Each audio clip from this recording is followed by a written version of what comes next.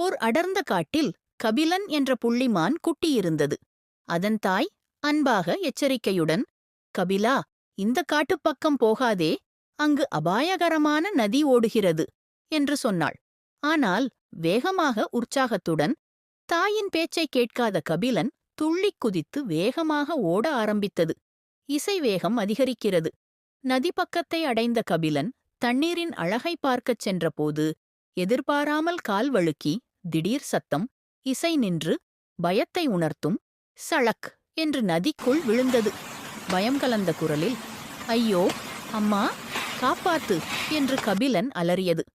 சத்தம் கேட்ட தாய்மான் மின்னல் வேகத்தில் ஓடிவந்து ஆற்றங்கரையில் கிடந்த ஒரு மரக்கிளையை நீட்டி ஆறுதல் அளிக்கும் இசை மெதுவாக எழுகிறது. கபிலனை பத்திரமாக காப்பாற்றியது.